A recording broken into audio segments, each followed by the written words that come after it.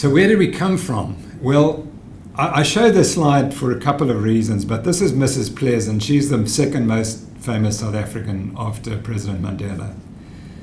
And she's being held by a friend of mine, and I got the right to see her because when I was a medical doctor in the 1970s, he came to see me, and he was in a crisis. He had 1 week to run the comrades, and would I help him? And I fixed him up, and he finished the comrades.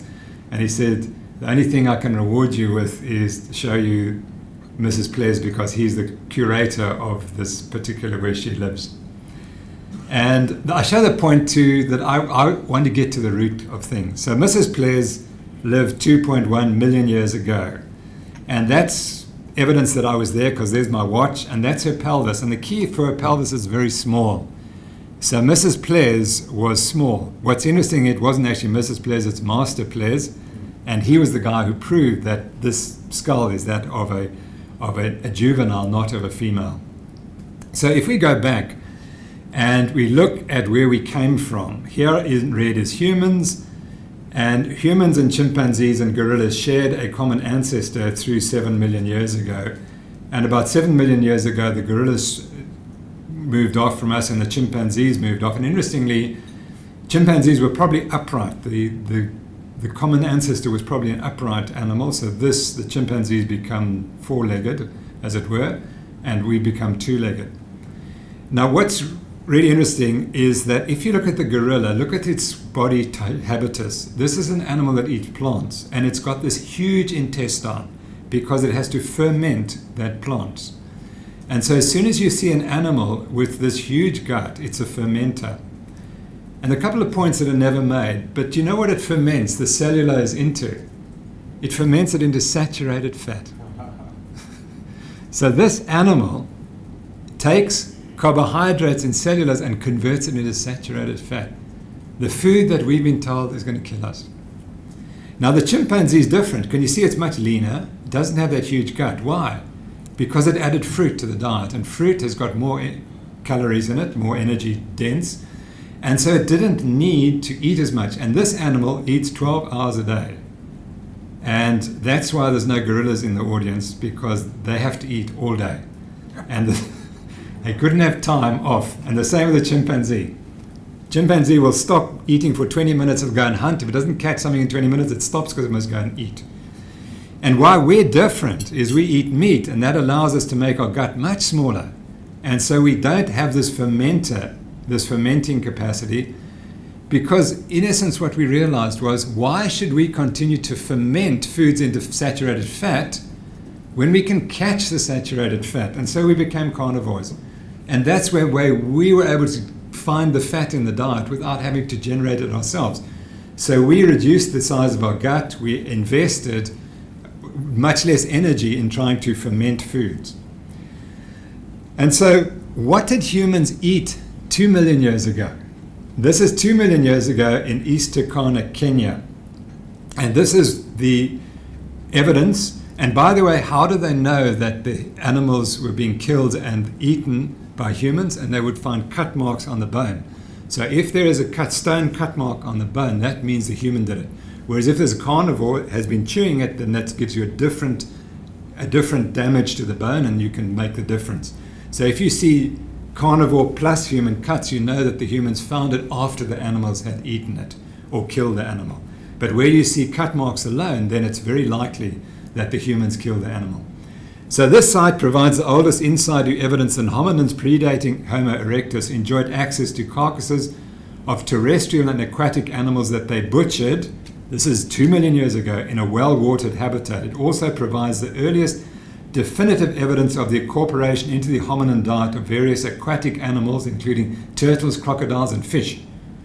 So 2 million years ago, these tiny humans were eating crocodiles, which are rich sources of specific nutrients needed in human brain growth. Notice that, human brain growth.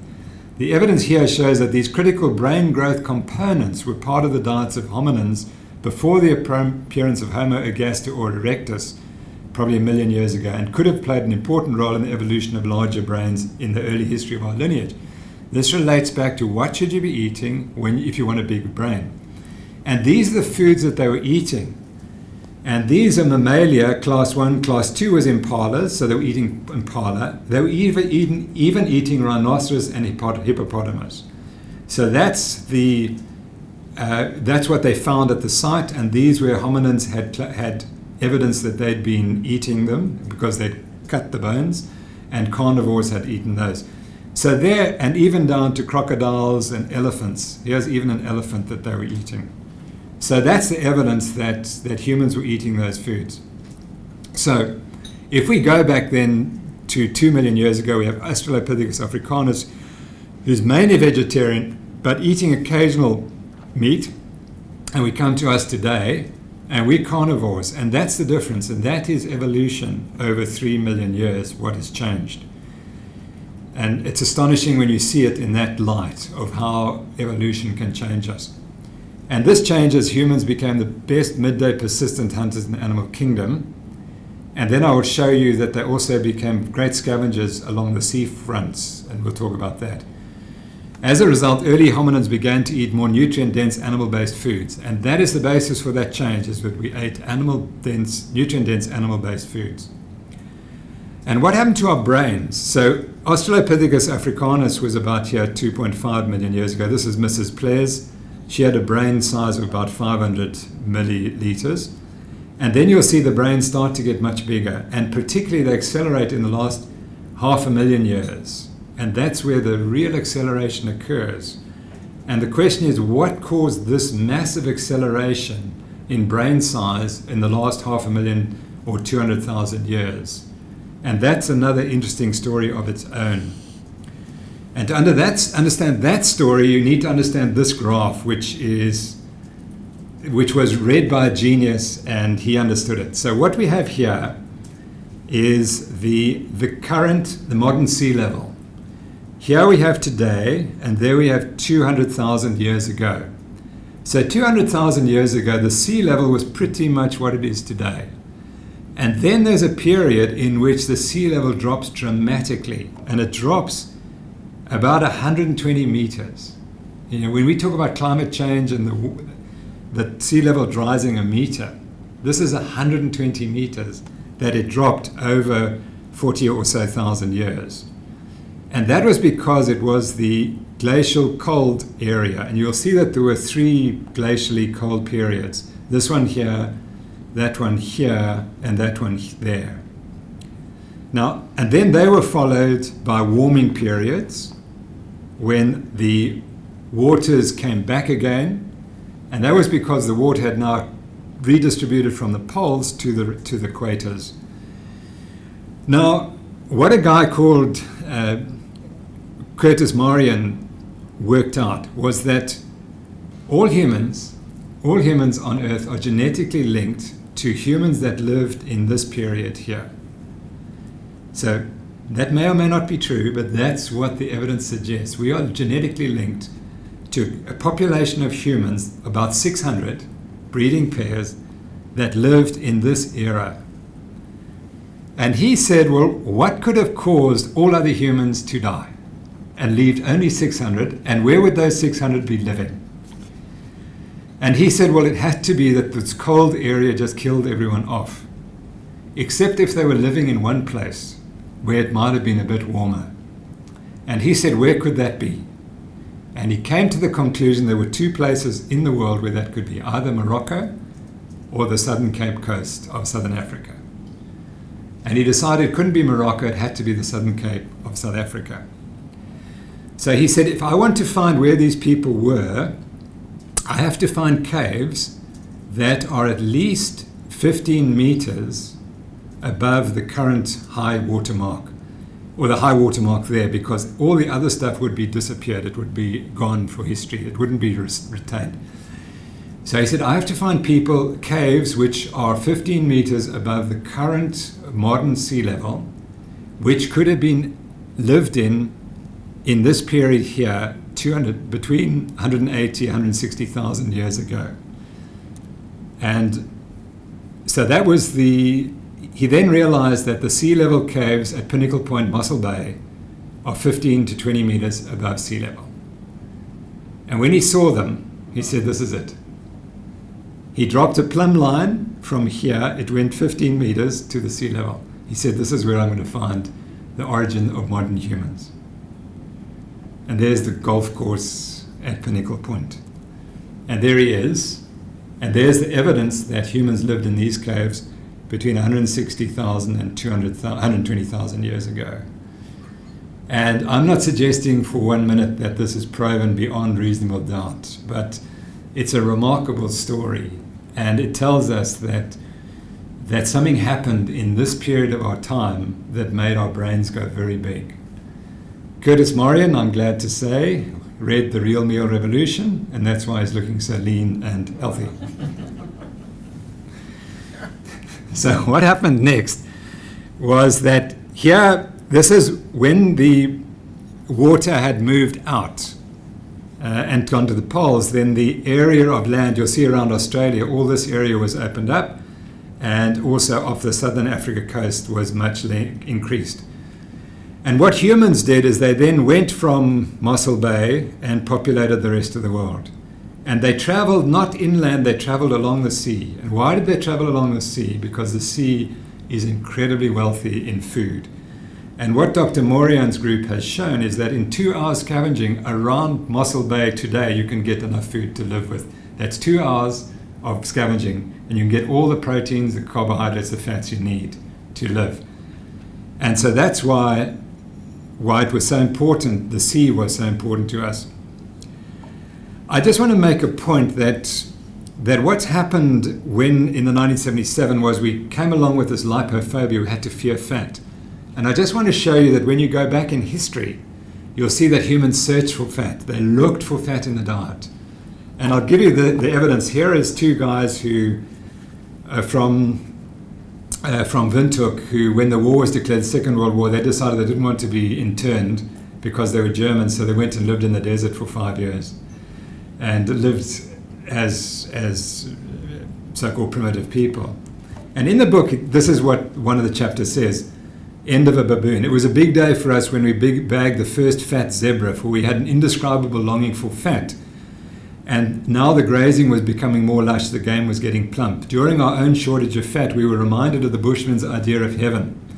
Now remember that the Bushmen are the original people who lived in the caves at Pinnacle Point. They were the progenitors of the Bushmen. When a Bushman dies, he wanders over a stony waste until he comes to the heavenly kraal, which is fenced in by thorn bushes. At the entrance hangs a gourd full of warm fat, and next to it a scoop. Before he enters heaven, the Bushman may drink as much fat as he likes. Such is heaven to the Bushman, for he lives on the edge of the wilderness and usually in great hardship.